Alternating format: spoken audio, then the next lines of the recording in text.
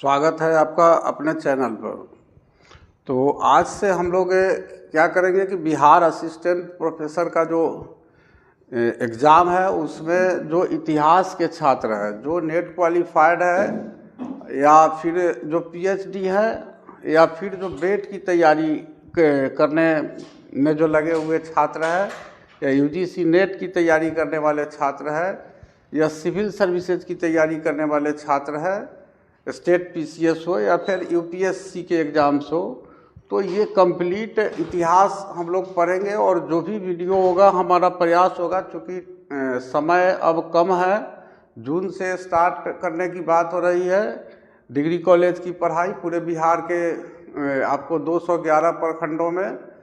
तो इसका जो है से एक नोटिफिकेशन जो राजभवन है या उसी का नाम लोक भवन अभी रख दिया गया है, तो वहाँ से राज्यपाल के सचिवालय से आया है। तो उसको ख्याल में रखते हुए हम लोग इतिहास का जो भी हमारा यूजीसी नेट का या असिस्टेंट प्रोफेसर के एग्ज़ाम का जो सिलेबस है, उसके सिलेबस के अनुसार हम लोग पिछले वर्षों के जितने भी प्रश्न पत्र है और प्लस जो प्रत्येक चैप्टर से जुड़े हुए जो महत्वपूर्ण तथ्य है, उन सारे तथ्यों पर हम लोग ध्यान देंगे। और हम उम्मीद करते हैं कि यदि आप प्रत्येक लेक्चर को अगर इत्मीनान से आप सुनते हैं तो निश्चित रूप से हम समझते हैं कि आपका तैयारी जो है इससे पूर्ण हो जाएगा। तो चलिए हम लोग इसको स्टार्ट करते हैं। पाषाण काल से हम इसकी शुरुआत करेंगे, क्योंकि जो प्राचीन भारत का जो इतिहास है उसमें हम लोग सबसे पहले इसकी शुरुआत पाषाण काल से करेंगे।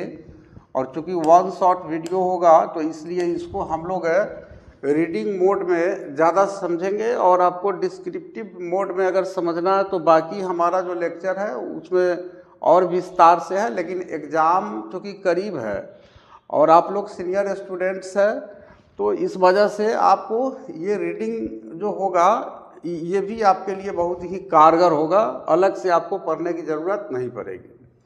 तो हम लोग स्टार्ट करेंगे अभी पाषाण काल से। पाषाण काल में देखिए, जिस काल का कोई लिखित साक्ष्य नहीं मिलता है उसे प्रागैतिहासिक काल कहते हैं। ये कन्फर्म है कि जिसका कोई लिखित साक्ष्य नहीं मिलता है उसे प्रागैतिहासिक काल कहते हैं। आद्य ऐतिहासिक काल में लिपि के साक्ष्य तो हैं, किंतु उनके अपठ्य या दुर्बोध होने के कारण उनसे कोई निष्कर्ष नहीं निकलता। प्रागैतिहासिक काल के बाद का जो हमारा ऐतिहासिक चरण है वह आद्य ऐतिहासिक काल है। इसमें लिपि है लेकिन वो अपठ्य और दुर्बोध है, जिसके कारण कोई निष्कर्ष नहीं निकलता है। उसके बाद अगले चरण जब से लिखित विवरण मिलते हैं वह ऐतिहासिक काल है। प्रागैतिहास के अंतर्गत पाषाणकालीन सभ्यता तथा आद्य इतिहास के अंतर्गत सिंधु घाटी सभ्यता एवं ताम्र सभ्यता, आहार, जोड़वे आदि आती है, जबकि 6ठी शताब्दी ईसा पूर्व के आसपास से ऐतिहासिक काल का आरंभ होता है। सर्वप्रथम 1863 ईस्वी में भारत में पाषाणकालीन सभ्यता का अनुसंधान प्रारंभ हुआ। पाषाणकालीन सभ्यता का जो अनुसंधान है, जो खोज है, वह 1863 ईस्वी में सर्वप्रथम प्रारंभ हुआ। पाषाण निर्मित उपकरणों की अधिकता के कारण संपूर्ण पाषाणयुगीन संस्कृति को 3 मुख्य चरणों में विभाजित किया गया। पाषाण निर्मित उपकरणों की अधिकता के कारण संपूर्ण पाषाणयुगीन संस्कृति को 3 मुख्य चरणों में विभाजित किया गया। ये हैं पुरा पाषाण काल, मध्य पाषाण काल और नव पाषाण काल। आगे देखते हैं।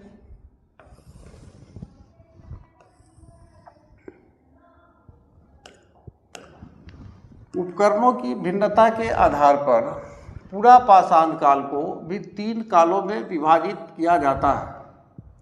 पहला है पूर्व पूरा पाषाण काल, लोअर पैलियोलिथिक एज। इसका जो पहचान है क्रोड उपकरण, क्रोड उपकरण में क्या आता है, हस्त कुठार, खंडक एवं विदारणी। हस्त कुठार का मतलब है हैंड एक्स है, खंडक और विदारणी आपको ये एक प्रकार का चापर है। चापर यानी हम कह सकते हैं कि जिसको दाव या हंसुआ वगैरह कहते हैं। उसके बाद मध्य पुरापाषाण काल, ये फलक उपकरण इसमें मिलते हैं। फलक यानी कह सकते हैं कि ब्लेड के जैसा ये पत्थर के बने उपकरण इस मध्य पुरापाषाण काल की पहचान है, विशेषता है। उच्च पुरापाषाण काल तक्षणी एवं खुरचनी उपकरण। उच्च पुरापाषाण काल जो है उसमें तक्षणी आ जाता है। तक्षणी यानी जिसको छेनी कहते हैं, हथौड़ी से छेद करने के काम आता है। और खुरचनी जैसे आपको किसी धातु पर या किसी अन्य वस्तु पर अगर जंग टाइप का कुछ लग गया है या धब्बा लग गया है तो उसको खुरच करके हटाने के लिए जो पत्थर के उपकरण बनाए जाते थे उसे खुरचनी कहा जाता था। तो तक्षणी छेनी के जैसा उपकरण थे और खुरचनी आपको हम कह सकते हैं कि छीलने के लिए इसका उपयोग करते थे। तो ये उच्च पुरापाषाण काल की विशेषता है। सर्वप्रथम पंजाब की सोहन नदी घाटी, ये पाकिस्तान से चापर चापिंग पेबुल संस्कृति के उपकरण प्राप्त हुए। पंजाब में सोहन नदी घाटी बहती है। हम जानते हैं कि पाकिस्तान में भी एक पंजाब प्रांत है, तो वहाँ पर जो सोहन नदी घाटी है वहाँ से चापर चापिंग पेबुल संस्कृति के उपकरण प्राप्त हुए हैं। चापर चापिंग क्या है, तो चापर कहा जाता है यदि कोई पत्थर पानी के बहाव से अगर पत्थर के अगर एक किनारे पर धार बन जाता है तो उसे चापर कहते हैं। और उसी पानी के बहाव से अगर उस पत्थर के दोनों किनारे पर धार बन जाते हैं तो उन्हें चापिंग कहते हैं। और ऐसे पत्थरों के प्रयोग जो है सोहन नदी घाटी में किया जाता था, इसलिए वहाँ की संस्कृति को चापर चापिंग पेबुल संस्कृति के नाम से जाना जाता है। उसके बाद देखिए, सर्वप्रथम मद्रास के समीप बदमदुरई तथा अतिरमपक्कम से हैंड एक्स संस्कृति के उपकरण प्राप्त किए गए। देखिए, सबसे पहले मद्रास के समीप एक स्थल है जिसका नाम है बदमदुरई और एक स्थल है जिसका नाम है अतिरमपक्कम। ये नाम सब बहुत ही महत्वपूर्ण है, इसको निश्चित रूप से आप याद करते चलेंगे।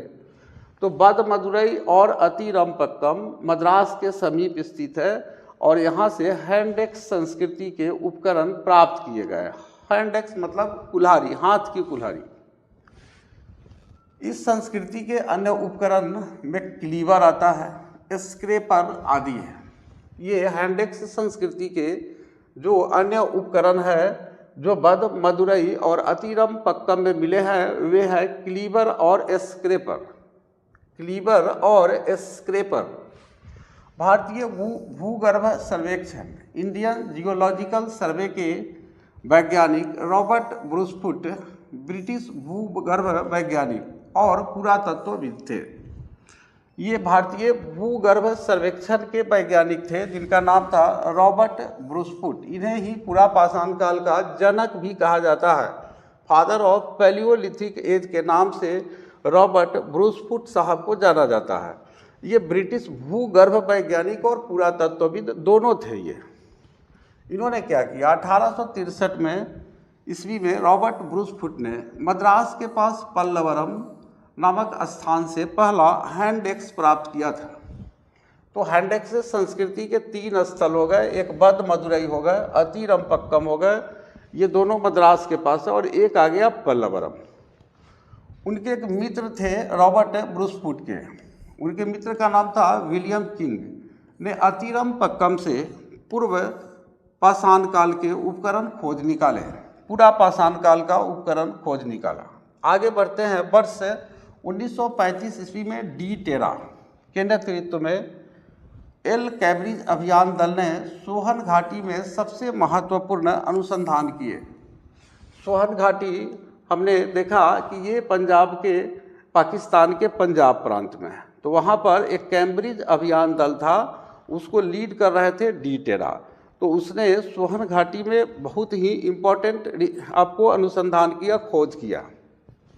बेलन घाटी, ये बेलन घाटी उत्तर प्रदेश में स्थित है। बेलन घाटी में इलाहाबाद विश्वविद्यालय के GR शर्मा के निर्देशन में अनुसंधान किया गया। ये याद रखना होगा कि सोहन जो घाटी है वहाँ पर डी टेरा के नेतृत्व में कैम्ब्रिज अभियान दल ने सोहन घाटी में महत्वपूर्ण अनुसंधान किया था, और GR शर्मा जो इलाहाबाद यूनिवर्सिटी के थे उन्होंने बेलन घाटी में अनुसंधान किया था। इनके निर्देशन में हुआ था, डायरेक्शन में। पूर्व पुरापाषाण काल से संबंधित यहाँ 44 पुरा स्थल प्राप्त हुए हैं। अब ये जो बेलन नदी घाटी है या बेलन घाटी है, वहाँ पर आपको लोअर पैलियोलिथिक पूर्व पुरापाषाण काल के 44 आपको साइट्स प्राप्त हुए हैं, पूरा स्थल प्राप्त हुए हैं। उपकरणों के अतिरिक्त बेलन के लोहदा नाला क्षेत्र से इस काल की अस्थि निर्मित मातृ देवी की एक प्रतिमा मिली है, जो संप्रति कौशाम्बी संग्रहालय में सुरक्षित है। ये बहुत ही इम्पोर्टेंट क्वेश्चन है। अब ये जो उपकरण मिले हैं आपको बेलन नदी घाटी में, तो बेलन नदी घाटी जो आपको इलाहाबाद जो प्रयागराज आज का वर्तमान जिला है वो बेलन नदी घाटी में ही स्थित है। तो वहीं के पर एक स्थल है लोहदा नाला। तो उसी लोहदा नाला क्षेत्र से ये पुरापाषाण काल का एक हड्डी से बना हुआ मातृ देवी की प्रतिमा मिली है, मदर गॉडेस मिला है, जो आपको हम कह सकते हैं कि ये आपको हड्डी का बना हुआ है। और ये जो मातृ देवी की प्रतिमा है ये आज भी उत्तर प्रदेश के कौशाम्बी म्यूजियम में आपको सुरक्षित है। अब नेक्स्ट देखते हैं आगे हम लोग।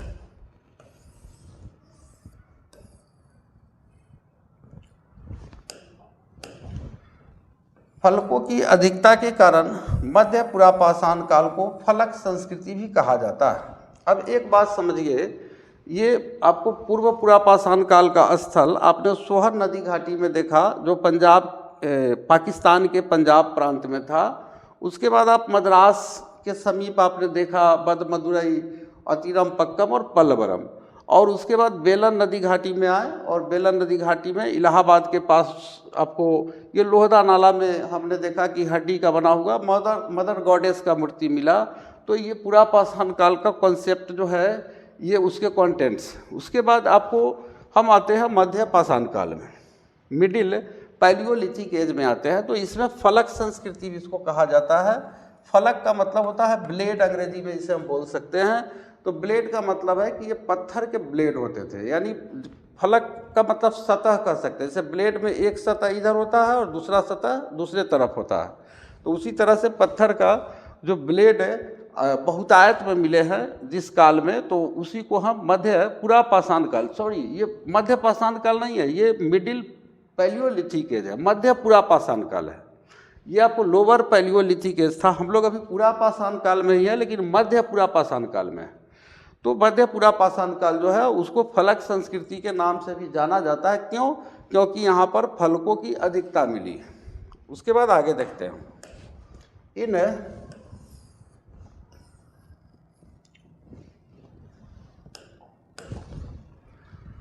उपकरणों का निर्माण क्वार्टजाइट पत्थरों से किया गया है।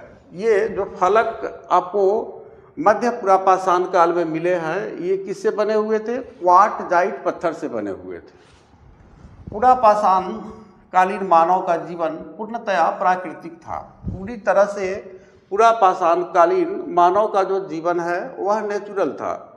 आपको पूर्व पुरापाषाण काल की नहीं, पूरे पुरापाषाण काल का।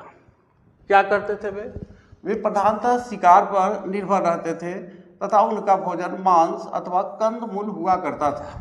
तो इनकी पहचान है पुरापाषाण काल के मानव की कि ये शिकार पर निर्भर रहते थे, और दूसरी पहचान है कि ये भोजन जो है अपना मांस से और कंदमूल से प्राप्त करते थे। कंदमूल यानी जो पेड़ पौधों के फल होते थे या फिर जो जंगली पौधों के जड़ वगैरह होते थे उसी को मूल कहा जाता है। तो कंदमूल ये सब इनके भोजन हुआ करते थे। अग्नि के प्रयोग से अपरिचित रहने के कारण वे कच्चा मांस खाते थे। देखिए अग्नि के से परिचित थे, ये अग्नि से, फायर से परिचित थे पुरापाषाण काल के मानव, लेकिन इसके प्रयोग से परिचित नहीं थे। ये नहीं जानते थे कि आखिर इस अग्नि का प्रयोग हम किस रूप में करें, और इसी के वजह से वे कच्चा मांस खाते थे। इस युग का मानव शिकारी एवं खाद्य संग्राहक था। देखिए, ये आपको हंटर था और फूड गैदरर था, यानी ये पूरा पाषाण काल के मानव शिकारी और खाद्य संग्राहक थे, ये इनकी पहचान है। इस काल के मानव को पशुपालन तथा कृषि का ज्ञान नहीं था। देखिए, पशुओं को न ही ये पालतू बनाना जानते थे और न ही ये खेती करना जानते थे। भारत में मध्य पाषाण काल के विषय में जानकारी सर्वप्रथम 1867 से 68 ईस्वी में हुई। पहली बार जो मिडिल पैलियोलिथिक एज है, मध्य पाषाण काल है, इसके विषय में जानकारी सर्वप्रथम 1867 से 68 ईस्वी में हुई, जब आर्कीबाल्ड कार्लाइल ने विंध्य क्षेत्र से शैल चित्र रॉक पेंटिंग खोज निकाले।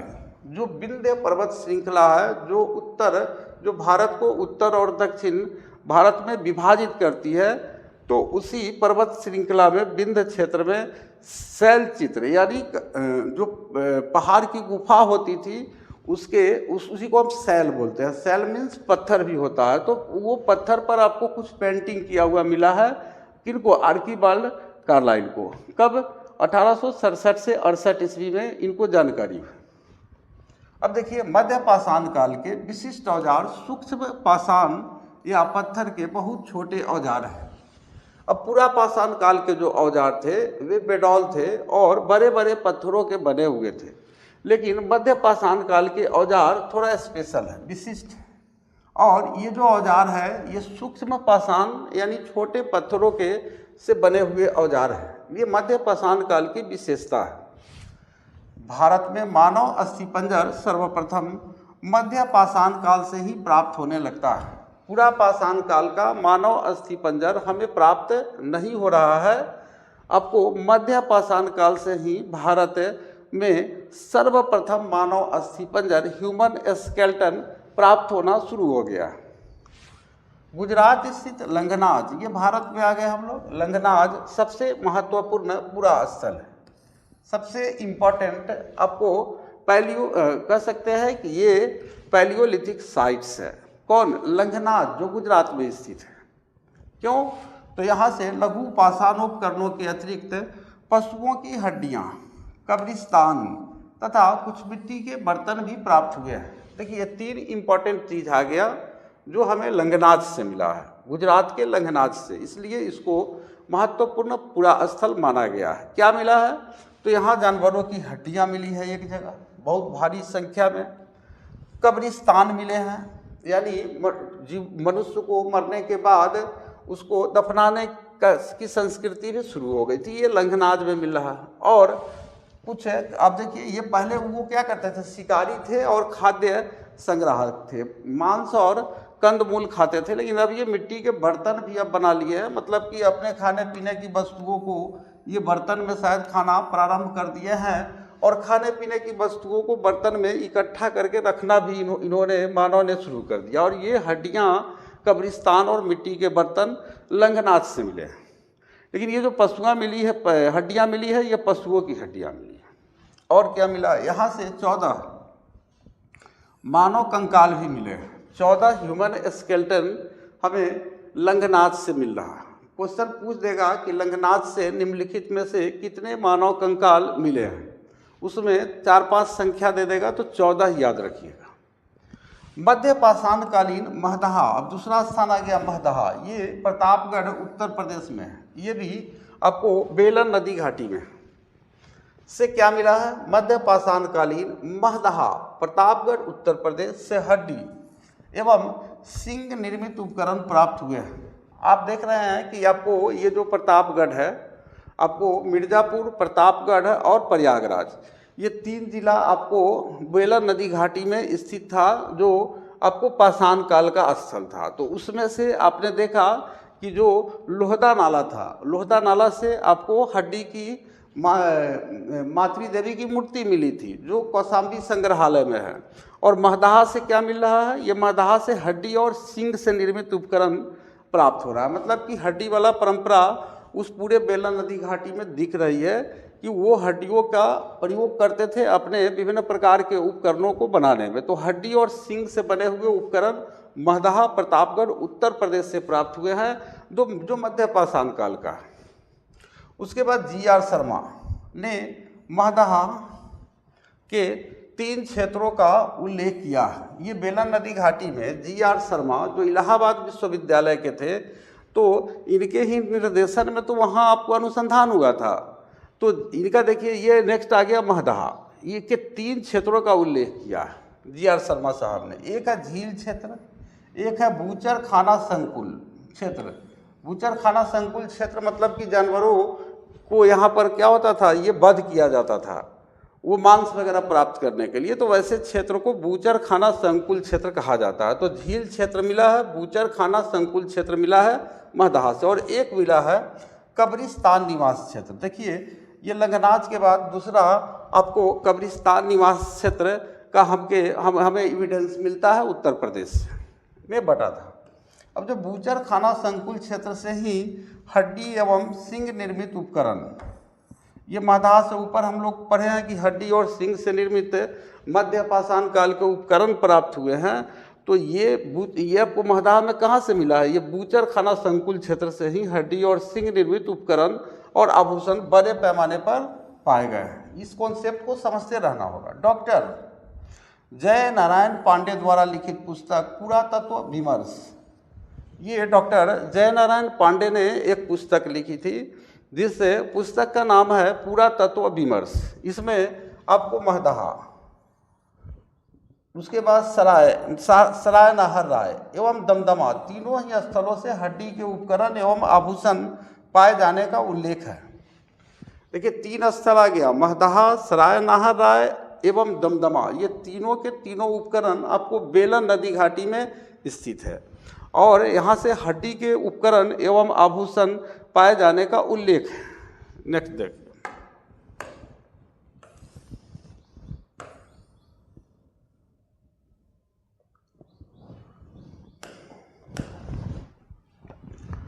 दमदमा में किए गए उत्खनन के फलस्वरूप पश्चिमी तथा मध्यवर्ती क्षेत्रों से कुल मिलाकर 41 मानव समाधान ज्ञात हुए हैं।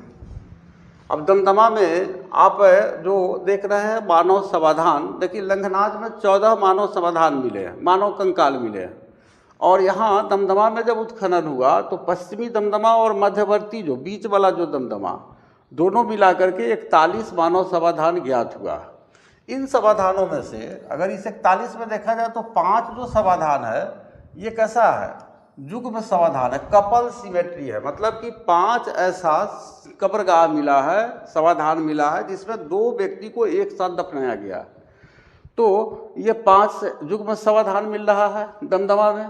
उसके बाद और एक समाधान में 3 मानव कंकाल एक साथ दफनाए हुए हैं, और एक ऐसा समाधान भी प्राप्त हुआ है जिसमें 3 मानव कंकाल आपको मिला है, यानी 3 मानव को एक बार दफनाया गया है। तो 5 युग्म समाधान और आपको एक जो है आप कह सकते हैं कि ट्रिपल सिमेट्री आपको मिला। तो इस तरह से हमें टोटल देखें तो शेष समाधानों में एक कंकाल मिले हैं, और बाकी जो 41 बच गया इस सब में एक व्यक्ति को दफनाया गया। तो इस तरह से देखा जाए तो इस प्रकार कुल 48 मानव कंकाल प्राप्त हुए हैं। टोटल ह्यूमन स्केलेटन की अगर बात करें तो 48 प्राप्त हुए हैं। तो इस तरह से सराय नाहर राय से ऐसी समाधि मिली है, ये भी सराय नाहर राय भी बेलन नदी घाटी में ही स्थित है, जिसमें 4 मानव कंकाल एक साथ दफनाए गए थे। अब ये किसी हो सकता है कि प्राकृतिक प्रकोप के कारण एक साथ मृत्यु हो गई हो, या कोई हमला कर दिया हो तो मर गया हो, क्योंकि एक साथ 4 लोगों को दफनाया गया, और ये आपको सराय नाहर राय में मिली है। यहाँ की कब्रें, समाधियाँ आवास क्षेत्र के अंदर स्थित थी। अब ये जो भी कब्रें मिली है वह जहाँ पर आवास होता था उसके अंदर ही ये कब्रें आपको मिली है, समाधियाँ मिली हैं। कब्रें जो है छिछली तथा अंडाकार थी, ये छिछली और अंडाकार कब्रें हुआ करती थी। अब बिंद क्षेत्र में के लेखहिया के शिलाश्रय संख्या 1 से मध्य पाषाणिक लघु पाषाण उपकरणों के अतिरिक्त 17 मानव कंकाल प्राप्त हुए हैं, जिनमें से कुछ सुरक्षित हालत में हैं तथा अधिकांश क्षत विक्षत अवस्था में है। अब देखिए विंध्य क्षेत्र में एक स्थल है लेखैया। तो लेखैया क्या है? एक शिलाश्रय है, मतलब ये केव होम्स कह सकते हैं, ये गुफा आश्रय है, शिलाश्रय। ये विंध्याचल का जो क्षेत्र है उसी में लेखैया शिलाश्रय है। तो वहाँ जो शिलाश्रय संख्या 1 है, 1 नंबर जो गुफा है, वहाँ से मध्य पाषाण युग का कुछ लघु पाषाण उपकरण मिले हैं, गुफा संख्या 1 से। और क्या मिला? और इसके साथ 17 मानव कंकाल भी आपको यही लेखैया के शिलाश्रय से मिला है। और ये जो 17 मानव कंकाल लेखैया से मिले हैं, लेखैया शिलाश्रय से मिले हैं, तो उनमें से कुछ सुरक्षित हालत में है और अधिकांश जो कंकाल है वह क्षत विक्षत अवस्था में है। अब नेक्स्ट देखिए, अमेरिका के ओरेगॉन विश्वविद्यालय के जॉन आर लुकास के अनुसार ये जो लेखैया में कुल 27 मानव कंकालों की अस्थियां मिली हैं। अब ये अमेरिकन एक हिस्टोरियंस है जो अमेरिका के ओरेगॉन विश्वविद्यालय के हैं, जॉन आर लुकास साहब। तो इनका कहना है कि लेखैया में 17 नहीं 27 मानव कंकाल की अस्थियां मिली हैं। तो ये थोड़ा सा कन्फ्यूजन यहाँ पर होती है। अब देखिए, पशुपालन का प्रारंभ मध्य पाषाण काल में हुआ। अब ये पूरा पाषाण काल के मानव शिकार और खाद्य क्या कहा जाएगा उसको, खाद्य संग्रहण, फूड गैदरिंग। तो ये पूरा पाषाण काल के मानव शिकार और खाद्य संग्रहण पर आश्रित थे और मध्य पाषाण काल में पशुपालन शुरू हुआ। ऐसा नहीं है कि पशुपालन पूरी तरह से विकसित अवस्था में था, मध्य पाषाण काल में पशुपालन शुरू हुआ था। क्यों? पशुपालन के साक्ष्य भारत में आदमगढ़, होशंगाबाद, मध्य प्रदेश से मिला। ये बहुत इम्पोर्टेंट है। भारत में पशुपालन का जो एविडेंस है वह कहाँ मिल रहा है? आदमगढ़, होशंगाबाद जिला, मध्य प्रदेश में मिला। और कहाँ मिला है? तो बागोर से मिला है।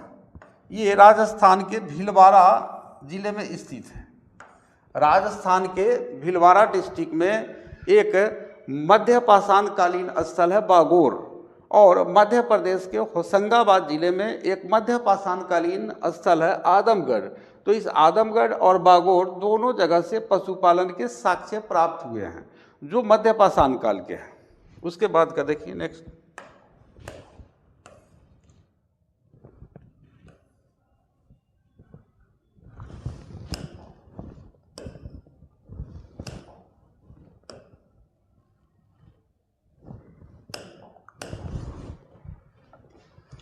मध्य पाषाण काल के मानव शिकार करके एवं मछली पकड़कर और खाद्य वस्तुओं का संग्रह कर पेट भरते थे। देखिए, ये शिकार भी कर रहा है, मछली भी पकड़ रहा है। मछली पकड़ना भी तो एक प्रकार से शिकार है, और खाद्य वस्तुओं का संग्रहण कर रहा, पूरा पाषाण काल के मानव की तरह। लेकिन मध्य पाषाण काल में हमको आदमगढ़ और बागोर से आपको पशुपालन का साक्ष्य मिल रहा है। तो इस तरह से फर्स्ट पेज इसका क्लियर हुआ। अब हम मध्य प्रदेश के अगले पेज पर चलते हैं। मध्य प्रदेश के रायसेन जिले में स्थित भीमबेटका प्रागैतिहासिक शैल चित्रकला का श्रेष्ठ उदाहरण है। देखिए, मध्य प्रदेश में एक रायसेन डिस्ट्रिक्ट है और वहाँ से एक भीमबेटका प्रागैतिहासिक शैल चित्रकला आपको मिल रहा है। ये इम्पॉर्टेंट चीज़ है, इसको ध्यान देना है। भीमबेटका प्रागैतिहासिक शैल चित्रकला का साक्ष्य हमें मध्य प्रदेश के रायसेन जिला में मिल रहा है।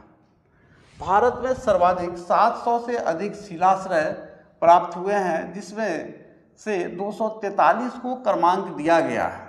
इसमें से 133 शिलाश्रयों में चित्रकारी प्राप्त हुई है। अब भारत में टोटल अगर शिलाश्रय देखा जाए, अगर हम कह सकते हैं कि रॉक शेल्टर्स देखा जाए, रॉक शेल्टर्स मतलब कि चट्टानों का घर जो बनाते थे, गुफा जो बनाते थे, तो ये 700 शिला आश्रय प्राप्त हुए हैं। उसमें से 243 उसी को नंबरिंग किया गया है, क्रमांक दिया गया है। और उसमें से 133 जो रॉक शेल्टर है, 133 जो शिलाश्रय है, उसी में आपको पेंटिंग्स का एविडेंस मिला है, चित्रकारी प्राप्त हुआ। तो 700 टोटल शिलाश्रय, 243 जो है से वह क्रमांकित है, और 133 जो है उसमें चित्रकारी हुई है। अब यूनेस्को ने भीमबेटका शैल चित्रों को विश्व विरासत सूची में सम्मिलित किया है। यूनेस्को यूनाइटेड नेशंस की एक संस्था है जो विश्व के जो महत्वपूर्ण स्थल होते हैं, पूरा स्थल होते हैं, उसको वो क्या करता है, गोद ले लेता है एक तरह से और उसकी देख रेख करने की जिम्मेवारी लेता है। तो उसने यूनेस्को ने आपको ताजमहल को भी विश्व विरासत सूची में शामिल कर लिया है। तो उसी तरह से जो भीमबेटका जो हमारा ये मध्य प्रदेश के रायसेन जिले में स्थित जो रॉक शेल्टर है, शिलाश्रय है, वहाँ के चित्रों को जो 133 शिलाश्रय में ही आपको पेंटिंग है। तो ये जो 133 जो शिलाश्रय है इसी को भीमबेटका शैल चित्र के नाम से जानते हैं और इसको यूनेस्को ने विश्व विरासत सूची में आपको शामिल कर लिया है। सर्वप्रथम अब चलिए खाद्यान्नों, अब मध्य पाषाण काल से हम फ्री हुए, आगे चलते हैं। सर्वप्रथम खाद्यान्नों का उत्पादन नवपाषाण काल में प्रारंभ हुआ। अब पशुपालन तो शुरू हो गया था मध्य पाषाण काल में, लेकिन कृषि की शुरुआत नहीं हुई थी। तो यहाँ खाद्यान्नों का उत्पादन आपको नियोलिथिक एज में शुरू हुआ, प्रारंभ हुआ। ऐसा नहीं है कि मतलब पूरे बड़े पैमाने पर आपको खेती होने लगा। इसी काल में गेहूं की कृषि प्रारंभ हुई। गेहूं की कृषि नवपाषाण काल में ही प्रारंभ हुई। नवीनतम खोजों के आधार पर भारतीय उपमहाद्वीप में प्राचीनतम कृषि साक्ष्य वाला स्थल उत्तर प्रदेश के संत कबीर नगर जिले में स्थित लहुरा देव है। अब ये पुराना जो रिसर्च है, पुराना जो अनुसंधान है, उसके हिसाब से मेहरगढ़ का नाम आता है जो पाकिस्तान में स्थित है।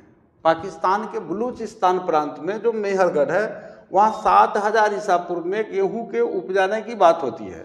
लेकिन अगर नया रिसर्च की बात किया जाए तो नया खोज के आधार पर जो भारतीय उपमहाद्वीप है वहाँ प्राचीनतम कृषि, द ओल्डेस्ट जो एग्रीकल्चर है, उसका अगर एविडेंस साक्ष्य मिलता है तो उत्तर प्रदेश के संत कबीर जिले में आपको लहुरा देव नामक स्थल है।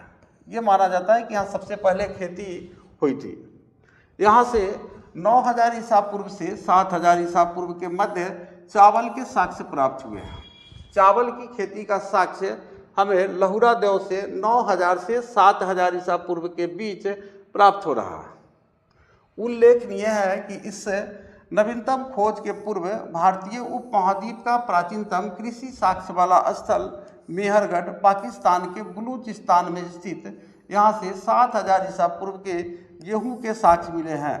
जबकि प्राचीनतम चावल के साक्ष्य वाला स्थल कोल्डीवा इलाहाबाद जिले में बेलन नदी के तट पर स्थित, यहाँ से 6500 ईसा पूर्व के चावल की भूसी के साक्ष्य मिले हैं माना जाता था। अब देखिए, अगर पुराने हम अनुसंधान की बात करें तो पहले माना जाता था कि भारत में सर्वप्रथम 7000 ईसा पूर्व में गेहूं की खेती जो की जाती थी वह पाकिस्तान के जो आपको बलूचिस्तान प्रांत है वहाँ पर एक मेहरगढ़ नामक स्थल है, वहाँ होती थी। तो ये पहले यही माना जाता था कि सबसे द ओल्डेस्ट एग्रीकल्चर का जो साक्ष्य मिलता था 7000 ईसा पूर्व में पाकिस्तान के बलूचिस्तान प्रांत के मेहरगढ़ को। लेकिन जब नया खोज हुआ तो ये उलट हो गया। ये पता चला कि 9000 से 7000 ईसा पूर्व के बीच जो है चावल का साक्ष्य प्राप्त हुआ। और इसमें अगर देखिए तो सबसे प्राचीनतम अगर चावल का साक्ष्य मिला है तो कोल्डीवा से मिला। और ये कोल्डीवा कहाँ है? ये भी बेलन नदी घाटी में है, इलाहाबाद जिला में है। बेलन नदी के तट पर स्थित है कोल्डीवा। और यहाँ से जो चावल की खेती का साक्ष्य मिला है 6500 ईसा पूर्व के चावल की भूसी के साक्ष्य मिले हैं। तो इसी को सबसे पुराना आपको चावल की खेती का माना जाता था साक्ष्य, कोल्डीवा को गेहूं का मेहरगढ़ माना जाता था।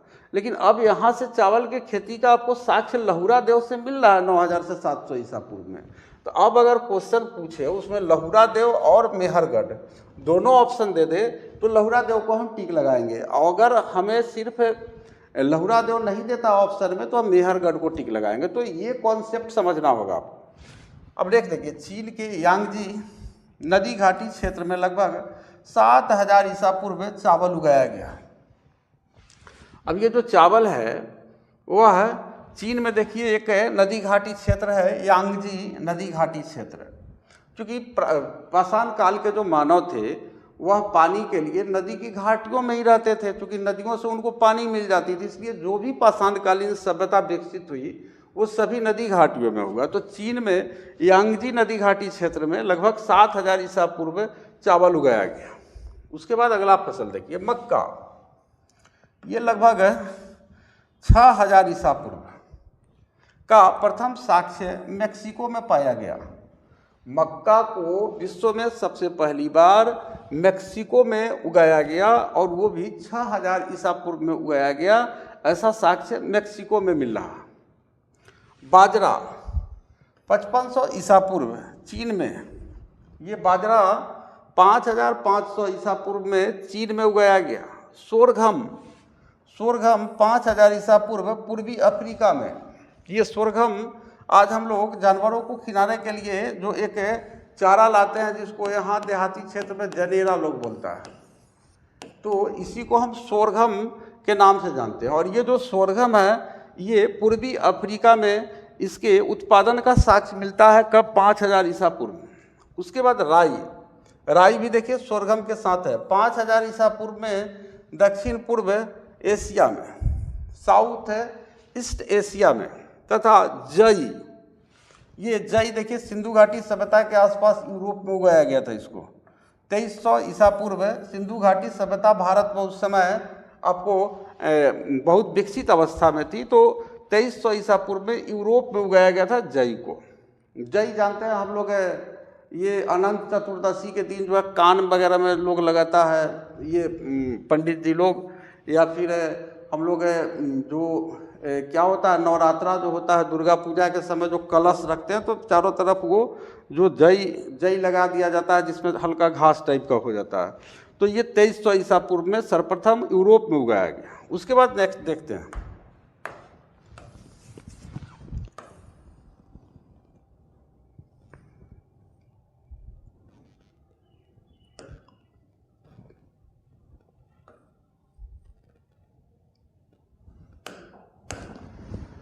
मेहरगढ़ से पाषाण संस्कृति से लेकर हड़प्पा सभ्यता तक के सांस्कृतिक अवशेष प्राप्त हुए हैं। देखिए मेहरगढ़ में अगर देखा जाए तो 7000 ईसा पूर्व में गेहूं के उपजाए जाने का साक्ष्य प्राप्त होता है।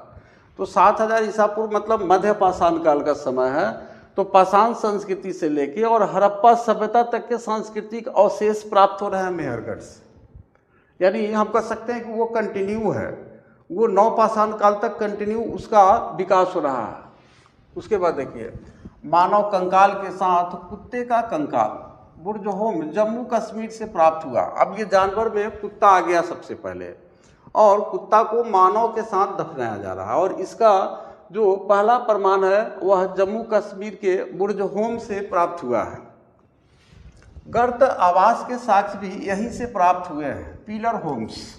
गर्त आवास मतलब आज का जो बंकर है, जो जमीन के नीचे गड्ढा खोद के और तब उस गड्ढा में लोग आवास बना देते थे आपको पाषाण काल के मानव, तो उसी को हम गर्त आवास के नाम से जानते हैं। ये नवपाषाण काल के समय की बात है। तो ये भी साक्ष्य आपको यहीं से प्राप्त हुआ है, बुर्जहोम से। देखिए दो चीज़ प्राप्त हुआ, मानव के साथ कुत्ता को दफनाया गया और गर्त आवास का भी साक्ष्य प्राप्त हो रहा है। अब इस पुरा स्थल की खोज वर्ष 1935 में डी टेरा एवं पीटरसन ने की थी। ये जो बुर्जहोम नवपाषाण काल का पूरा स्थल है, इसकी खोज 1935 ईस्वी में डी टेरा एवं पीटरसन साहब ने की थी। गुफ्फ कराल कश्मीर में स्थित नवपाषाणिक स्थल है। ये कश्मीर का बुर्जहोम के बाद दूसरा नवपाषाणिक स्थल आ गया गुफ्फ कराल। गुफ्फ कराल का अर्थ होता है कुलाल, अर्थात कुम्हार की गुहा या कुम्हार की गुफा भी लिखा हुआ मिलता है। तो गुफ्फ कराल का अर्थ है कुलाल अर्थात कुम्हार की गुहा। यहाँ से क्या मिला है, ये नवपाषाण काल का स्थल है आपको गुफ्फ कराल कश्मीर में।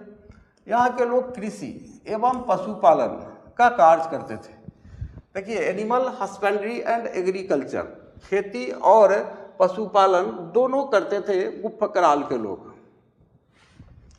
चिरांद बिहार के सारण जिले में स्थित है। ये बिहार के सारण जिले में, चूँकि बिहार असिस्टेंट प्रोफेसर की तैयारी करने वाले जो भी हमारे स्टूडेंट्स होंगे तो चिरांद को निश्चित रूप से आप ध्यान रखिएगा। ये बिहार के सारण जिले में स्थित है। और यहाँ से क्या मिला, यहाँ से नवपाषाणिक अवशेष प्राप्त हुए हैं। नियोलिथिक एज के एविडेंस प्राप्त हुए हैं चिरांद से। क्या मिले हैं यहाँ से हड्डी के अनेक उपकरण प्राप्त हुए हैं, हड्डी के टूल्स प्राप्त हुए हैं, बोन टूल्स कर सकते हैं, बोन टूल्स प्राप्त हुए हैं, हड्डी के उपकरण चिरांद से प्राप्त हुए हैं। यहाँ से प्राप्त उपकरण हिरन के सींगों से निर्मित है। हिरन के सींग भी एक प्रकार की हड्डी ही है और ये हिरन के सींगों से निर्मित हड्डियों के उपकरण ये हमें बिहार के चिरांद से, सारण जिले के चिरांद से मिला है। अब नवपाषाण युगीन दक्षिण भारत में मृतक को दफनाने के स्थल के रूप में बृहत पाषाण स्मारकों की पहचान की गई। अब साउथ इंडिया की तरफ चलते हैं तो दक्षिण भारत में जो नवपाषाण युग का स्थल है उसमें मृतक को दफनाने के लिए, डेड बॉडी को दफनाने के लिए जो स्थल जो भी मिला है उसको बृहत पाषाण स्मारक या महापाषाण, बृहत पाषाण या उसी को हम आपको महापाषाण कहते हैं, या इसी को हम क्या कहेंगे, इसको एक होता है माइक्रोलिथ। अगर छोटा आपको पत्थर वगैरह है तो उसको माइक्रोलिथ बोलते हैं और ये बड़ा है तो इसको हम ग्रेट सिमेट्री बोल सकते हैं, मतलब बृहत पाषाण या इसी को महापाषाण कहते हैं। तो ये जो भी मृतक को दफनाने का स्थल दक्षिण भारत से नवपाषाण काल का मिला है उसको हम बृहत पाषाण या महापाषाण स्मारक के नाम से जानते हैं। नवपाषाण कालीन पूरा स्थल से राख के टीले मिले हैं। अब कुछ है दक्षिण भारत के नवपाषाण कालीन स्थल को हम देखते हैं जहाँ से राख का टीला मिला है। कहाँ से मिला है तो कर्नाटक में मैसूर से मिला है। कर्नाटक दक्षिण भारत का नवपाषाण कालीन जो स्थल है मैसूर से आपको राख का टीला मिला है। और मैसूर के ही पास में आपको, मैसूर के ही पास में बेल्लारी जनपद है। तो इसी बेल्लारी जनपद में स्थित है संगनकल्लू, तो संगनकल्लू से मिला है। राख के टीले दक्षिण भारत में आपको नवपाषाण युगीन राख के टीले आपको कर्नाटक में मैसूर के पास बेल्लारी जहाँ से सोनिया गांधी जी चुनाव लड़ती है, तो बेल्लारी में जनपद में एक स्थल है संगनकल्लू और यहीं से राख का टीला मिला है।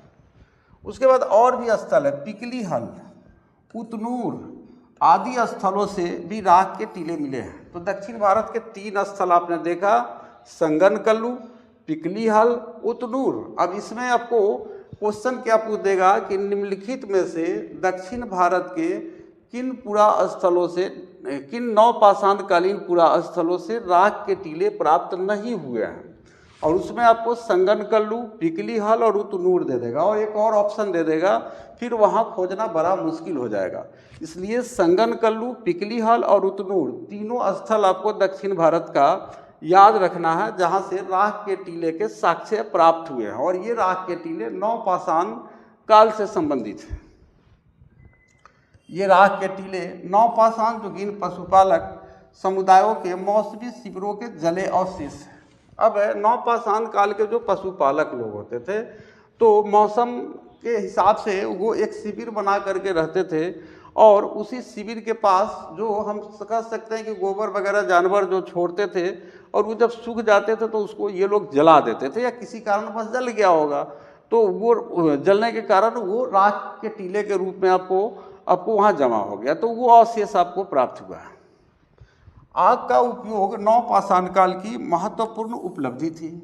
हम लोग देखिए आग का उपयोग, यूज ऑफ फायर, ये आपको आग को जानते थे लेकिन आग के उपयोग के बारे में आपको पूरा पाषाण काल और मध्य पाषाण काल के मानव नहीं जानते थे। अब ये नवपाषाण काल के मानव आग का उपयोग करना भी सीख गए हैं। आगे का देखिए, धातुओं में सबसे पहले तांबे का प्रयोग हुआ। सबसे पहला धातु मानव के द्वारा जो प्रयोग किया गया वो है तांबा, कॉपर।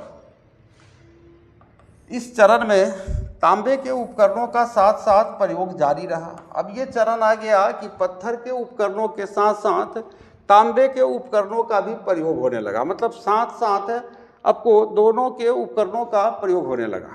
इसी कारण इसे ताम्र पाषाणिक संस्कृति या चैल्कोलिथिक कल्चर कहा जाता है। जब पत्थर के उपकरणों के साथ मानव ने तांबे के उपकरणों का प्रयोग शुरू कर दिया तो इस संस्कृति को ताम्र पाषाणिक संस्कृति या चैल्कोलिथिक कल्चर के नाम से जाना गया। ताम्रपाषाणिक का अर्थ है पत्थर एवं तांबे के प्रयोग की अवस्था। भारत में ताम्रपाषाण युग की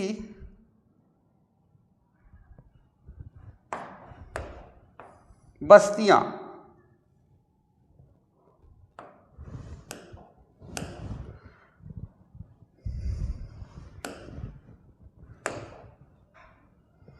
भारत में ताम्रपाषाण युग की जो बस्तियां हैं दक्षिण पूर्वी राजस्थान में मिली है। कहाँ कहाँ मिली है देखिए इसको,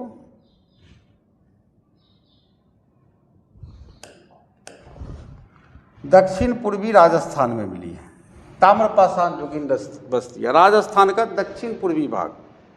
और पश्चिमी मध्य प्रदेश में ताम्रपाषाण युगीन बस्तियां मिली है और पश्चिमी महाराष्ट्र में पाई गई है, पश्चिमी महाराष्ट्र में पाई गई है। उसके बाद हम आगे देखते हैं पश्चिमी महाराष्ट्र एवं दक्षिण पूर्वी भारत, साउथ ईस्ट इंडिया में भी मिली है।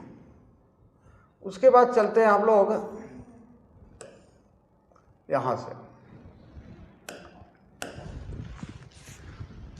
दक्षिण पूर्वी राजस्थान में अनेक पुरा स्थलों की खुदाई हुई है। यह है दक्षिण पूर्वी राजस्थान में जो पुरा स्थल है वो ताम्रपाषाण युगीन आपको संस्कृति से संबद्ध स्थल है, यह चैल्कोलिथिक एज से संबंधित स्थल है। तो दक्षिण पूर्वी राजस्थान में कौन कौन सा स्थल मिला है, ये आहार, उसके बाद बालाथल, उसके बाद बागोर, ओजियाना, गिलुंद। ये बहुत ही इम्पोर्टेंट नाम है, आहार, बालाथल, बागोर, ओजियाना, गिलुंद। ये दक्षिण पूर्वी राजस्थान में ताम्रपाषाणिक संस्कृति से संबद्ध स्थल है। आहार, बालाथल, बागोर, ओजियाना एवं गिलुंद, ये पूरा स्थल बनास घाटी में स्थित है। ये आपको राजस्थान के बनास घाटी में ये स्थित है। ये ABB OG करके आप इसको याद कर सकते हैं कोड बना के, ABB OG, ABB OG, आहार, बालाथल, बागोर, ओजियाना और गिलुंद, ऐसे कोड वगैरह बना करके आप ABB OG करके याद कर सकते हैं। और ये बनास संस्कृति भी इसे कहा जाता है क्योंकि बनास घाटी में ये स्थल स्थित है।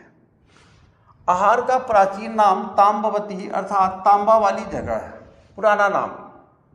गिलुंद, बालाथल, ओजियाना में घरों को चार दीवारी से घेरा गया है, बाउंड्री वॉल से। आहार में नहीं घेरा गया, गिलुंद, बालाथल और ओजियाना में घेरा गया है। घर को बाउंड्री वॉल से, चार दीवारी से घेरा गया है। आहार के पास गिलुंद में मिट्टी की इमारत मिली है किंतु कहीं कहीं पक्की ईंटें भी लगी है। आहार के पास गिलुंद जो है, ये जो पूरा स्थल है, वहाँ से मिट्टी का एक इमारत मिला है, एक बिल्डिंग मिला है, लेकिन कहीं कहीं पक्की ईंट भी लगा हुआ है इसमें। कहाँ, ये गिलुंद वाला जो इमारत है, मिट्टी की बनी हुई इमारत, आहार के पास।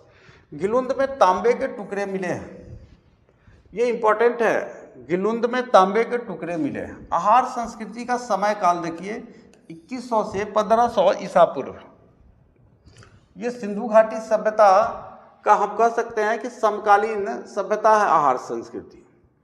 अन्य ताम्रपाषाणिक संस्कृतियों से भिन्न है ये आहार संस्कृति, क्योंकि जहाँ दूसरे केंद्रों में लाल एवं काले लेप के मृदभांड बने हैं, वहीं यहाँ पर इस लेप के ऊपर सफ़ेद रंग से चित्रकारी की गई कृष्ण लोहित मृदभांड परंपरा विशिष्ट रही है।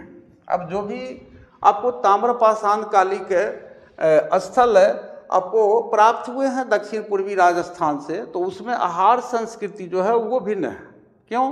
क्योंकि बाकी जो आप देख रहे हैं बालाथल, बागोर, ओजियाना और गिलुंद, तो यहाँ से जो मृदभांड मिले हैं उस पर काला और लाल रंग का आपको पेंट किया हुआ है। लेकिन गिलुंद में जो आपको मृदभांड मिला हुआ है, मिट्टी के बर्तन, उसका भी पेंट काला और लाल रंग से ही हुआ है, लेकिन उस पर सफ़ेद कलर से कृष्ण लोहित चित्रकारी किया गया, इसलिए इसको कृष्ण लोहित मृदभांड परंपरा के नाम से हम जानते हैं। तो इस मामले में गिलुंद थोड़ा सा विशिष्ट है। नेक्स्ट देखिए, पश्चिमी मध्य प्रदेश में मालवा, कायथा, एरन जहाँ से सती प्रथा का साक्ष्य मिलता है, एरन से भानुगुप्त का अभिलेख है। उसके बाद नवदा टोली प्रमुख स्थल है। पश्चिमी मध्य प्रदेश वेस्टर्न एमपी में आपको मालवा, कैथा, एरन और नौदा टोली प्रमुख पुरा स्थल है ताम्र पाषाणकालिक संस्कृति के। अब ये जो नवदा टोली है मध्य प्रदेश का एक महत्वपूर्ण ताम्र पाषाणिक पुरा स्थल है नवदा टोली। क्यों? जो खारगोन जिले में स्थित है। इसका उत्खनन एच.डी. सांकलिया ने कराया था। नवदा टोली का उत्खनन ये मध्य प्रदेश का जो खारगोन जिला है वहाँ पर नवदा टोली ताम्र पाषाणिक पुरा स्थल स्थित है। यहाँ से मिट्टी, बांस एवं फूस के बने चौकोर एवं वृत्ताकार घर मिले हैं। इसी वजह से ये खास है। आपने देखा कि दक्षिण पूर्वी राजस्थान में आहार में जो इमारत मिल रहा है वह मिट्टी की इमारत है जिसमें पक्की ईंटों का भी प्रयोग किया गया है। लेकिन जो नवदा टोली पश्चिमी मध्य प्रदेश का पूरा स्थल है जो मध्य प्रदेश के खारगोन जिला में स्थित है, जिसका उत्खनन एच.डी. सांकलिया साहब करा रहे हैं। यहाँ से मिट्टी, बांस और फूस तीनों से घर को बनाया जा रहा है और वो घर चौकोर भी और वृत्ताकार भी। और किस कारण से ये विशिष्ट है?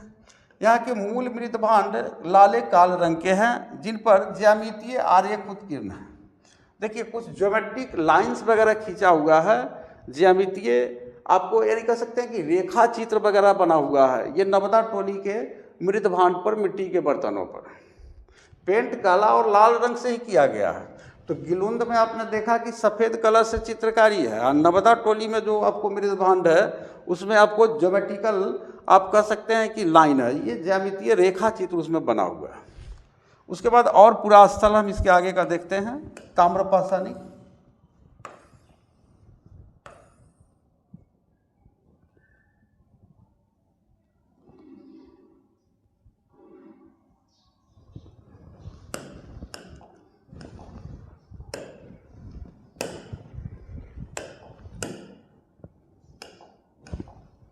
कैथा संस्कृति जो हड़प्पा संस्कृति की कनिष्ठ समकालीन है, इसके मृदभांडों में कुछ प्राक हड़प्पीय लक्षण दिखाई देते हैं। अब ये नवदा टोली के बाद ये कैथा संस्कृति पर हम चलते हैं और ये जो कैथा संस्कृति है यह हड़प्पा संस्कृति की कनिष्ठ समकालीन है, बिल्कुल करीब है हड़प्पा संस्कृति के। और इसके जो मृदभांड है वह कुछ प्राक हड़प्पीय लक्षण उसमें दिखाई देता है, यानी हड़प्पा के जो मृदभांड है उससे थोड़ा सा चेंज मिलता है आपको कैथा संस्कृति के मृदभांडों पर। साथ ही इन पर हड़प्पाई प्रभाव भी स्पष्ट दिखाई देता है और हड़प्पा सभ्यता का प्रभाव दिख रहा है कैथा संस्कृति के मृदभांडों पर। इस संस्कृति की लगभग 40 बस्तियां मालवा क्षेत्र से प्राप्त हुई है जो अत्यंत छोटी है। अब देखिए यहाँ पर जो कैथा संस्कृति है, जो ताम्र पाषाणकालीन संस्कृति है, जो हड़प्पा सभ्यता की कनिष्ठ संस्कृति है, यहाँ से 40 बस्तियाँ मिल रही हैं। कहाँ से मिल रही है? मालवा क्षेत्र से मिल रही है, मध्य प्रदेश के मालवा क्षेत्र से। और ये 40 की 40 बस्तियाँ छोटी छोटी बस्ती हैं। मालवा संस्कृति अपने मृदभांडों की उत्कृष्टता के लिए जानी जाती है। अब यहाँ का मालवा का जो मृदभांड है वह बहुत ही हाई क्वालिटी का है, इसलिए अपने मृदभांडों की उत्कृष्टता के लिए ये मालवा संस्कृति जानी जाती है। मध्य प्रदेश में कैथा और एरन की तथा पश्चिमी महाराष्ट्र में इनाम गांव की बस्तियां किलाबंद है।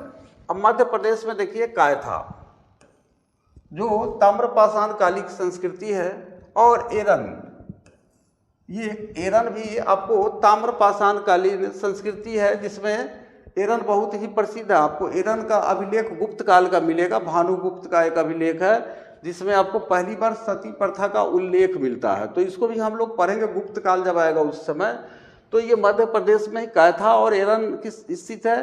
तो यहाँ की तथा पश्चिमी महाराष्ट्र में चलिए आप, वेस्टर्न महाराष्ट्र में इनाम गांव की जो बस्तियाँ हैं वह किलाबंद है। ये किला से इस बस्ती को घेरा गया है। कैथा, एरन और पश्चिमी महाराष्ट्र में इनाम गांव की बस्तियाँ।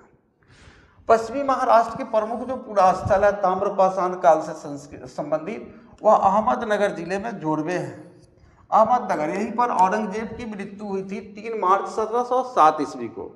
इसलिए अहमदनगर जिला में जोड़वे संस्कृति का हमें साक्ष्य मिल रहा ताम्र पाषाण काल में, जोड़वे स्थल है। और भी नेवासा है और दैमाबाद है। ये तीनों आपको अहमदनगर जिला में है। पश्चिमी महाराष्ट्र का जो प्रमुख पूरा स्थल है वह अहमदनगर जिला में जोरबे, नेवासा और दैमाबाद है, तीनों हैं। और पूना जिला में देखिए, पूना जिला में आपको चंदोली, सोनगांव और इनाम गांव है।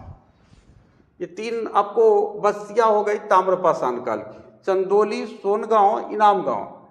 आप अहमदनगर जिले में याद रखिए जोरबे, नेवासा, दैमाबाद। पुणे जिले में चंदोली, सोनगांव, इनाम गांव और है प्रकाश और नासिक। यानी पुणे जिले में 5 स्थल हमें मिल रहा है ताम्रपाषाण कालीन संस्कृति से संबद्ध, और अहमदनगर जिला में हमें 3 मिल रहा है, जोरबे, नेवासा और दैमाबाद।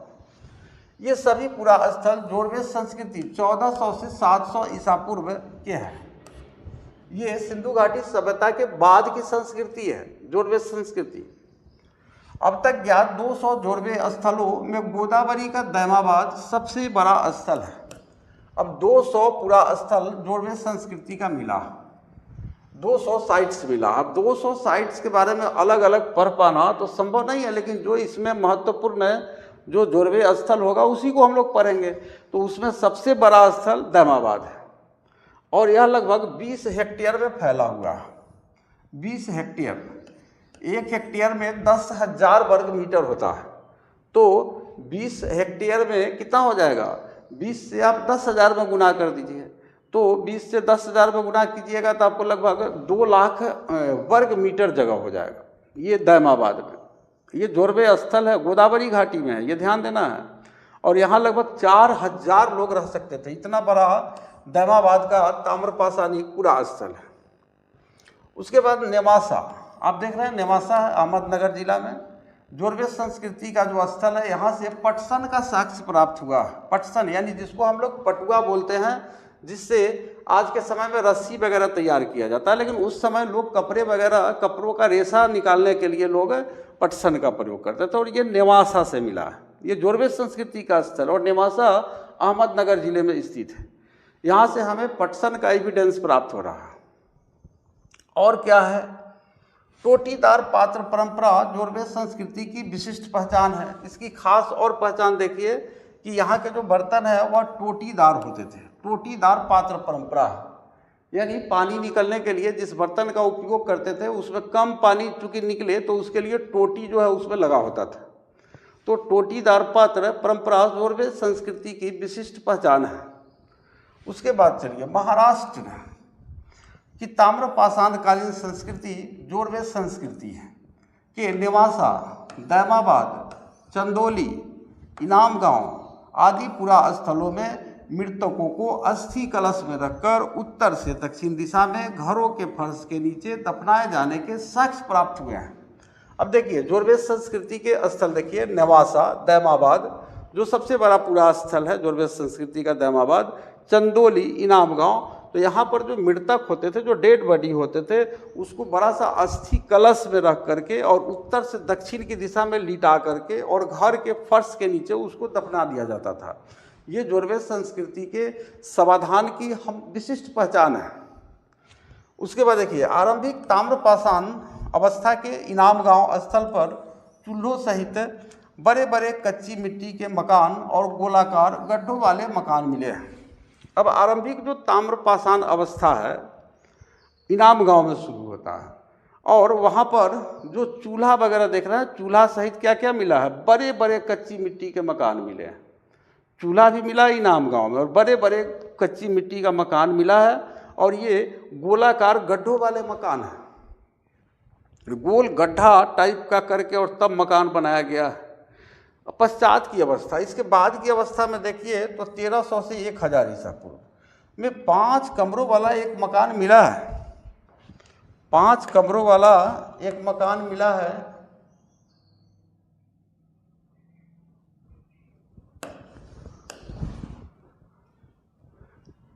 देखिए 1300 से 1000 ईसा पूर्व।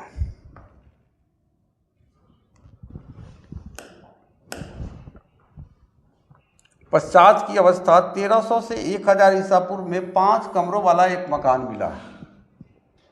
जिसमें 4 कमरे आयताकार है और 1 कमरा वृत्ताकार है।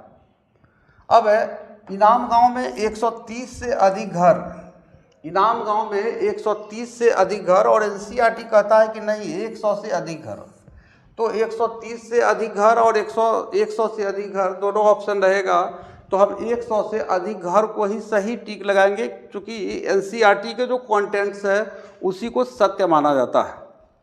तो इनाम गांव में 130 से अधिक घर और एनसीईआरटी के अनुसार 100 से अधिक और अनेक कब्रें पाई गई है। यह बस्ती किलाबंद है, इनाम गांव की बस्ती, और यह चारों तरफ से खाई से घिरी हुई है इनाम गांव की जो ताम्रपाषाणकालीन बस्ती।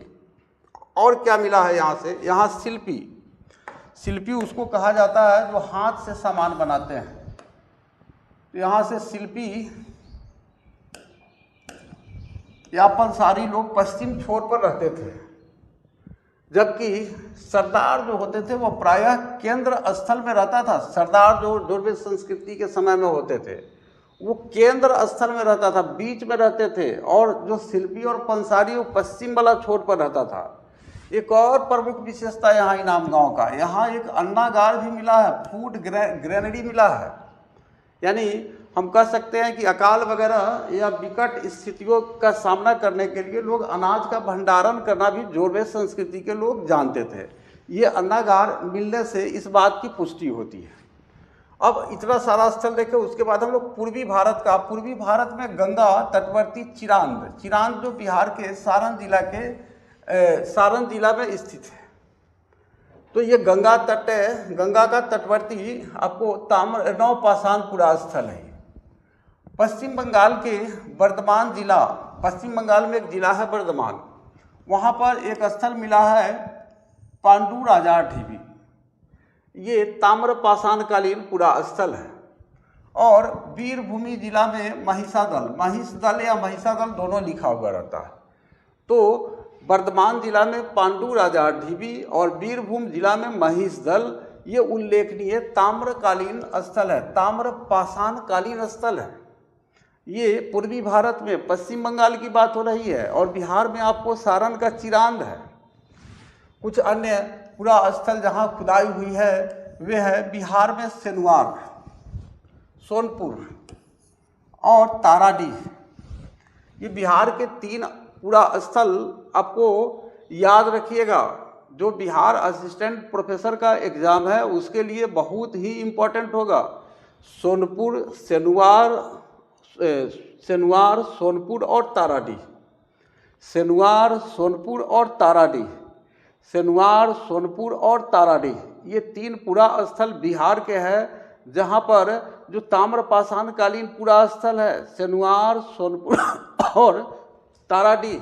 ऐसे नहीं याद रहे तो शॉर्ट में SST करके याद रखेंगे, S for Senuar, S for Sonpur और T फॉर ताराडीह। तथा पूर्वी उत्तर प्रदेश में खैराडीह और नरहन। इस तरह से बिहार, महाराष्ट्र और मध्य प्रदेश में रहने वाले लोग टोटी वाले जल पात्र का प्रयोग करते थे। ताम्रपाषाण काल में ऐसे जल पात्र का प्रयोग करते थे जिसमें टोटी लगी हुई थी। उसके बाद गोरीदार तस्तरियों का प्रयोग करते थे। ऐसे प्लेट थे जिसमें नीचे से गोरी लगा हुआ था। गोरीदार कटोरे बनाते थे।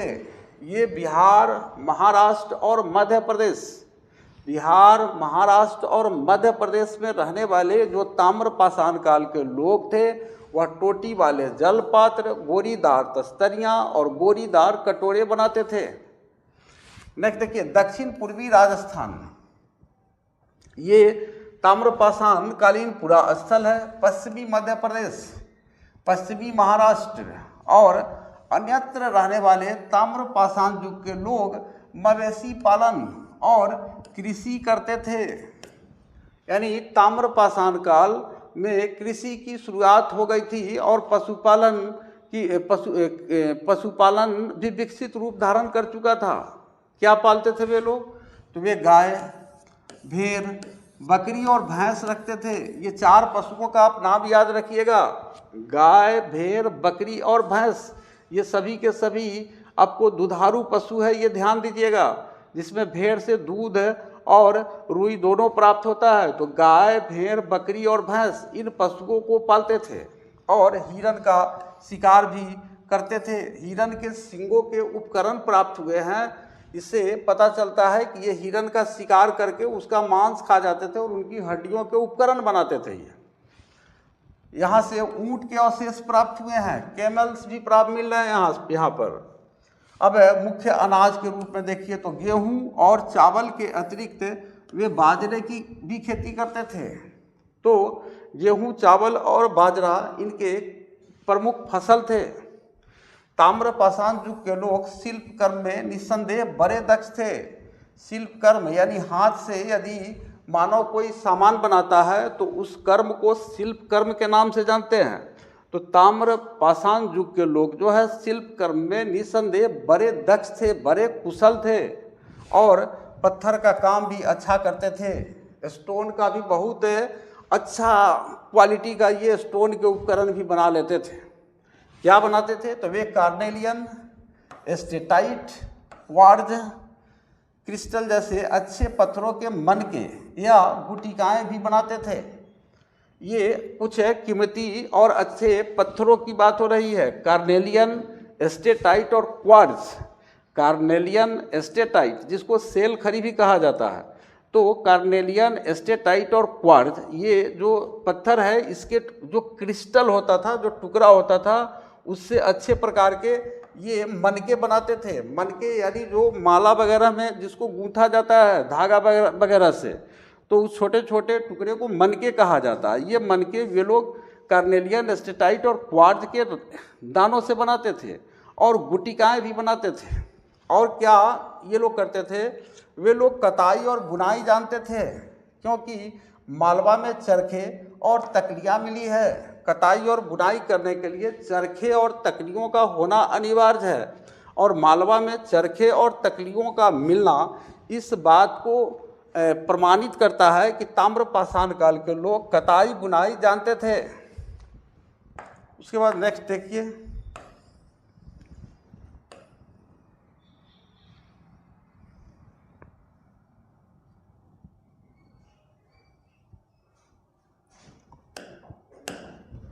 महाराष्ट्र में कपास, उसके बाद सन और सेमल की रुई के बने धागे भी मिले हैं। 3 प्रकार के रुई का धागा मिला है, कपास का, सन का और सेमल का।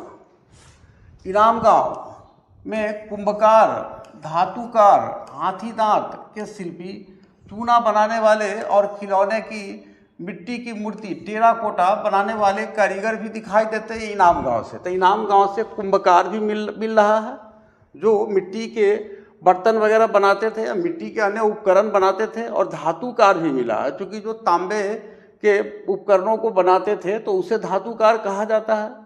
और हाथी दांत के भी शिल्पी होते थे और चूना बनाने वाले और खिलौने की मिट्टी की मूर्ति जिसको टेराकोटा कहा जाता है, तो इसको बनाने वाले जो कारीगर हैं वो भी दिखाई देते हैं हमें कहाँ? इनाम गांव में। और इनाम गांव में मातृ देवी की प्रतिमा मिली है जो पश्चिम एशिया में पाई जाने वाली ऐसी प्रतिमा की प्रतिरूप है। कुछ पश्चिमी एशिया में जो प्रतिमाएं मिली है बिल्कुल हम कह सकते हैं उसी प्रतिमा का ये एक तरह से मॉडल है। मातृ देवी की प्रतिमा जो इनाम गांव में मिली है। और इसके भी पहले अब पूरा पाषाण काल में आपने देखा कि जो बेलन नदी घाटी में लोहदा नाला था वहाँ पर हमें मातृ देवी की जो हड्डी की बनी मूर्ति मिली थी उसको कौशाम्बी संग्रहालय में आज भी रखा हुआ है, उसको देखा जा सकता है। और दूसरी प्रतिमा हमें इनाम गांव से मिल रही है जिसको पश्चिमी एशिया में जो पाई जाने वाली मदर गॉडेस का जो प्रतिमा है उसका एक तरह से ये मॉडल है। मालवा और राजस्थान में मिली रूढ़ शैली से बनी मिट्टी की बिरसप मूर्तिकाएँ यह सूचित करती है कि बिरसप सार धार्मिक पंथ का प्रतीक था। मालवा और राजस्थान जो ताम्र पाषाणकालीन पूरा स्थल है वहाँ पर रूढ़ शैली में मिट्टी की बिरसप मूर्तिकाएँ बनी हुई है, यानी सांड की मूर्ति बनी हुई है। और ये सूचित करती है ये बिरसप या सांड कि शायद कोई धार्मिक मान्यता जो है प्रचलित रही होगी, तभी तो सांड की मूर्ति बनाई गई है। पश्चिमी महाराष्ट्र की चंदौली और नेवासा बस्तियों में कुछ बच्चों के गलों में तांबे के मनकों का हार पहनाकर उन्हें दफनाया गया है, जबकि अन्य बच्चों की कब्रों में सामान के तौर पर कुछ बर्तन मात्र है। अब पश्चिम महाराष्ट्र के दो ताम्रपाषाणकालीन पूरा स्थल देखिए, एक है चंदौली और एक है नेवासा। यहाँ की जो बस्ती है वहाँ पर बच्चों को जो दफनाया गया है मरने के बाद, तो उसके गलों में आपको मनकों का हार पहनाया गया है दफनाने के पहले, जबकि कुछ जो बच्चे हैं उसमें सामान्य के तौर पर हार वगैरह उस बच्चों को नहीं पहनाया, कुछ बर्तन मात्र उसके कब्र में मिले हैं। तो महाराष्ट्र में मृतक को उत्तर दक्षिण की दिशा में रखा जाता था, किंतु दक्षिण भारत में पूर्व पश्चिम की दिशा में, ये ध्यान देना है, साउथ इंडिया में पूर्व पश्चिम दिशा में मृतक को रखकर दफनाया जाता था, जबकि महाराष्ट्र में उत्तर दक्षिण की दिशा में मृतक को रखकर दफनाया जाता था। पश्चिमी भारत में लगभग संपूर्ण शवाधान एक्सटेंडेड बरियल प्रचलित था, यानी मृतक को पूरी तरह से दफना दिया जाता था, कोई उसके शरीर का कोई भाग बचाया नहीं जाता था, संपूर्ण शवाधान होता था। जबकि पूर्वी भारत में आंशिक शवाधान फ्रैक्शनल बरियल चलता था, जबकि पूर्वी भारत में जो शवाधान तकनीक थी उसमें उसके कुछ अंशों को ही दफनाया जाता था, बाकी को या तो जल शवाधान कर दिया जाता था या फिर अग्नि शवाधान कर दिया जाता था, लेकिन जो गाड़ा जाता था अंदर तो आंशिक कुछ अंश को ही गाड़ा जाता था। ये पूर्वी भारत में। पश्चिमी भारत में आपको हम कह सकते हैं कि संपूर्ण शवाधान, और पूर्वी भारत में आंशिक शवाधान। सबसे बड़ी निधि मध्य प्रदेश के गुंगेरिया से प्राप्त हुई है। ये निधि मतलब भंडार प्राप्त हुआ है। कौन चीज़ का भंडार? तांबे का। तो ये गुंगेरिया से जो हमें मध्य प्रदेश के गुंगेरिया से जो तांबे के उपकरणों का भंडार प्राप्त हुआ है, उसमें 424 तांबे के औजार मिले हैं और हथियार मिले हैं, और चांदी भी आ गया, 102 चांदी के पतले पत्थर मिले हैं। ये गुंगेरिया से मिला है मध्य प्रदेश के। तो तांबे के बाद अगला धातु जो प्रयोग में आ रहा है उसका नाम है चांदी, जो ताम्रपाषाण काल में ही आ चुका है। उसके बाद नेक्स्ट देखिए,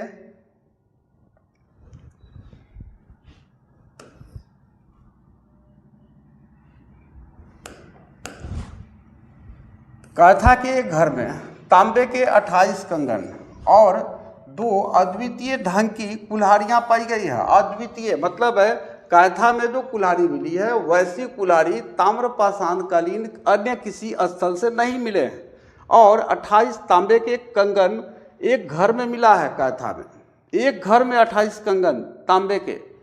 इसी स्थान में एस्टेटाइट और कार्नेलियन जैसे कीमती पत्थरों की गोलियों के हार पात्रों में जमा पाए गए हैं।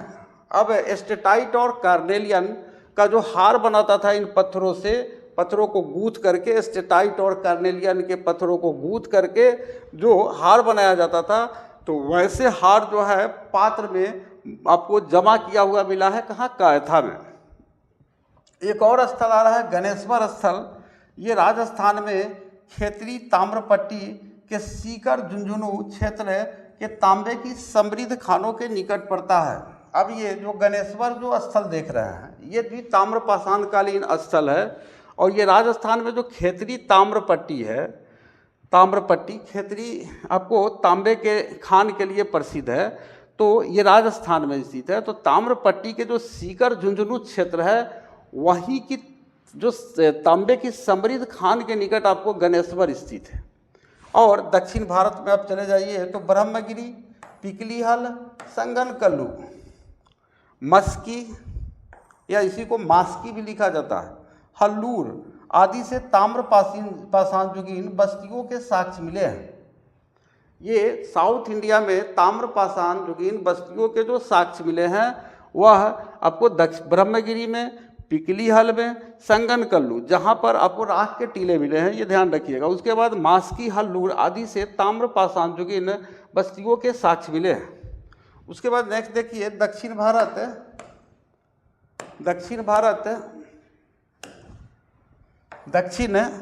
भारत में कृषक की अपेक्षा चरवाहा संस्कृति का अधिक प्रमाण मिला है। यहाँ पर जो कृषक है, फार्मर्स बहुत कम थे। यहाँ लोग पशुओं को चराते बहुत ज़्यादा थे, तो यहाँ पर चरवाहा संस्कृति के आपको अवशेष मिले हैं, साक्ष्य मिले हैं। कहाँ पर? ये दक्षिण भारत में। तो इस तरह से ये वाला पेज हुआ। अब ये थोड़ा सा बचा, इसको हम लोग अभी आज जो चैप्टर का कंटेंट से क्लियर हो गया, और एक लेक्चर और होगा जिसमें हम लोग 226 प्रश्न पत्र जो इसमें कलेक्टेड है उसको हम लोग एक लेक्चर में उस क्वेश्चन को देखेंगे। तो 2 लेक्चर में एक तरह से ये मैराथन वीडियो हो गया आपका। तो भारत में सर्वप्रथम 1861 ईस्वी में अलेक्जेंडर कनिंघम को पुरातत्व सर्वेक्षक के रूप में नियुक्त किया गया था। ये पहली बार अलेक्जेंडर कनिंघम को 1861 ईस्वी में पुरातत्व विभाग का सर्वेयर सर्वेक्षक के पद पर नियुक्त किया जाता है। पुरातत्व विभाग अभी नहीं बन रहा। उसके बाद 1871 ईस्वी में पुरातत्व सर्वेक्षण को सरकार के एक विभाग के रूप में गठित किया गया। इसके 10 साल बाद एक विभाग के रूप में आपको पुरातत्व विभाग के रूप में ब्रिटिश सरकार द्वारा इसका गठन किया गया। वर्ष 1901 में लॉर्ड कर्जन के समय में इसे भारतीय पुरातत्व सर्वेक्षण के रूप में केंद्रीकृत कर जॉन मार्शल को इसका प्रथम महानिदेशक बनाया गया। तो जॉन मार्शल साहब 1901 में भारतीय पुरातत्व सर्वेक्षण को विभाग के डायरेक्टर थे, डीजीपी एक तरह से कह सकते हैं, महानिदेशक थे। और वर्ष 1902 में जॉन मार्शल ने कार्यभार आपको ग्रहण किया था। और इसी जॉन मार्शल के निर्देशन में आप देखेंगे आगे चल के 1921 ईस्वी में सिंधु घाटी के हड़प्पा का उत्खनन होगा, और 1922 ईस्वी में आपको मोहनजोदड़ो का उत्खनन होगा। दोनों का जो नेतृत्व करते हैं वो जॉन मार्शल साहब करते हैं। तो वो 1921 और 22 में होता है, और ये 1902 में पदभार ग्रहण कर रहे हैं, और 1901 में ये आपको डीजीपी ये महानिदेशक का पद सृजित किया जा रहा है। और 1871 में विभाग बन रहा है, और पहली बार इस विभाग का जो सर्वेक्षक है अलेक्जेंडर कनिंघम को बनाया जा रहा है। और इसी वजह से अलेक्जेंडर कनिंघम को भारतीय पुरातत्व विभाग का जनक भी कहा जाता है, father of archaeology in India भी के नाम से भी जाना जाता है। तो चलिए आज का लेक्चर हमारा यही समाप्त हुआ। और ये आपका वन शॉट आपको पैलियोलिथिक एज है, सॉरी ये स्टोन एज है। तो वन शॉट में हमने कंटेंट पढ़ा, और एक शॉट में हम इसका PYQ पढ़ेंगे, और इसी के साथ पूरा पाषाण काल का कॉन्सेप्ट आपका कंप्लीट हो जाएगा, और आपकी तैयारी के लिए आपको अलग से पढ़ने की ज़रूरत नहीं पड़ेगी। तो इसी के साथ हम आज का लेक्चर यहीं समाप्त करते हैं।